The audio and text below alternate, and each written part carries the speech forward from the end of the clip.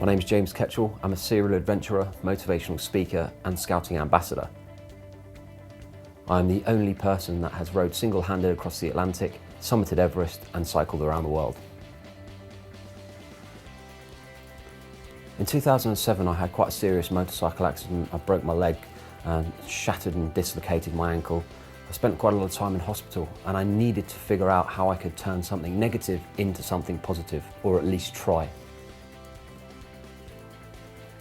That was what gave me the motivation to go and pursue all these different adventures. The three challenges were hard. For me, climbing Everest was certainly physically the hardest. Rowing across the Atlantic is actually quite straightforward and I really enjoyed that. But what you got to remember, for what one person finds hard, another person may not find so hard.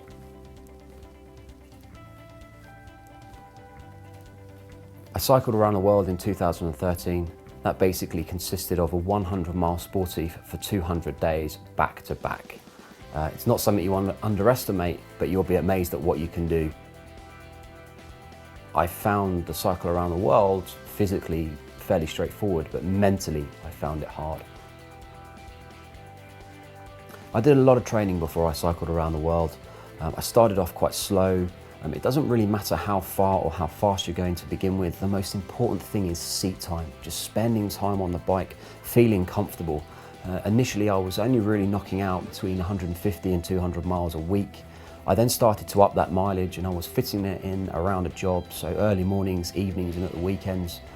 Before I left I was averaging about 400 to 500 miles a week, and that really stood me in good stead before I set off on the world cycle. But I'm so commonly asked, how do you mentally prepare for a trip like this? And for me, it's all about believing that you can do it. I put the hard work in, the groundwork, I did all the training, and that really stood me in good stead as I was going around the world. And for me, one of the things that I draw on is the people that supported me and that had got me to the start line. And although physically I was on my own, mentally I wasn't. I had so many people supporting me. And when I got tired and I felt down and fed up, it was those people that I thought of that really got me through the situation. And it's just believing in yourself. Human beings are amazing, and you'll really be quite surprised at what you can achieve if you put your mind to something. Almost every day challenges would be thrown at me from the world cycle. Things that are outside of your control, you can't do anything about. I'd get punches every day almost. Some of the terrain, some of the roads were absolutely atrocious. There would be diversions. But what you've got to remember is, you've got to take a step back. Every time you are out of your comfort zone, that is when you are truly alive. That's when you're truly living. And you may not enjoy it at the time, but trust me, when you've finished, that was the time that it'll be most rewarding. And you'll look back on those times when you were really fed up and you'll think, yep, I'll remember that. And it will put a smile on your face. For me, if I was cycling around the world again, I would do a few things differently. I would do a lot more research. I was caught out by the weather on numerous occasions and I wasn't properly equipped. That had a big impact on me. It certainly affected my mileage that day. I'd also look into my nutrition. I bonked a few times, which is to be expected. But there are things that you can do to avoid that.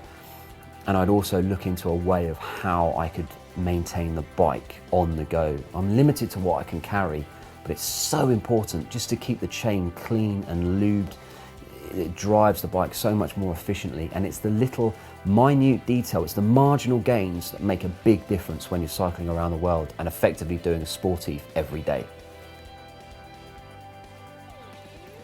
I think for me, my advice to anyone who's about to ride a sportive is you get out what you put in. If you make sure you put the time in with your training, make sure your nutrition is spot on, make sure the bike is ready to go, you will have a good, enjoyable day.